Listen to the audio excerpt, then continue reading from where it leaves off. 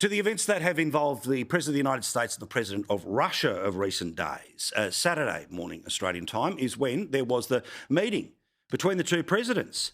For some reason, the idea that a literal red carpet was rolled out was some sort of a sign about capitulating to the evils that are Putin. And Putin is evil.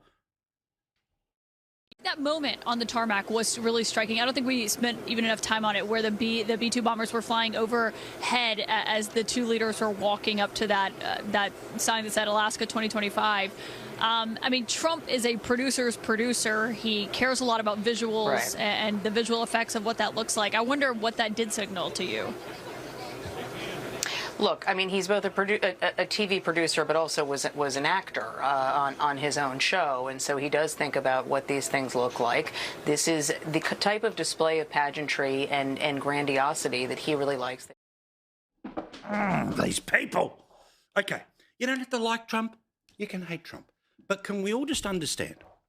Yes, Trump is the producer, all right? But also, in terms of taste, this is the guy who likes gold in the bathroom, right? You've seen the house, you've seen the apartments. He has a certain knack of the way he likes to decorate things. Can be your style or not, who cares? But I reckon Donald Trump, after going to places like Saudi Arabia, Qatar and the UAE that go way over the top, when he was there, here's the gold sword and here's everyone riding around on a horse and, you know, all of the over-the-topness, that perhaps he thought meeting just in a tarmac in Alaska was not fancy enough. So let's throw in the B-2 bombers going over the top like it's the Super Bowl. Beautifully timed, by the way. Spectacularly timed. Let's walk on a carpet, but, you know, the carpet may well have also been there so they don't wander off from the precise television moments that they wanted. But again, perhaps I'm over-intellectualising the red carpet, just like the people who hate him have over-intellectualised the freaking carpet.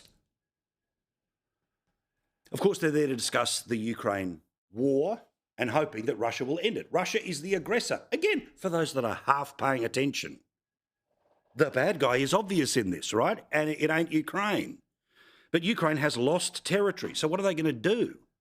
For this whole thing to finish off, are they going to trade things away? Well, apparently that's exactly what Putin was saying. Putin was saying that at least, I believe, a couple of the territories that are currently being fought over should just be given away and Russia gets to keep them. In fact, an inside baseball or inside politics newsletter in Washington had some briefing here that the peace comes in the terms that the Russian President Vladimir Putin laid out with the summit. With the president, include that Ukraine withdraw entirely from two of its eastern regions.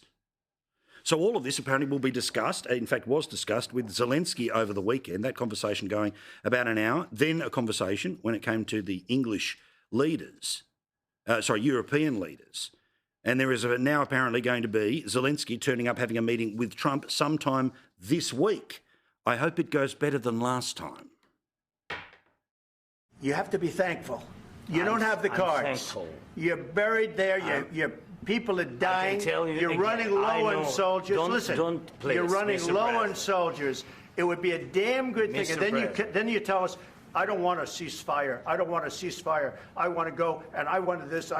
Look, if you could get a ceasefire right now, I tell you, you take it so the bullets stop flying and your men stop getting killed.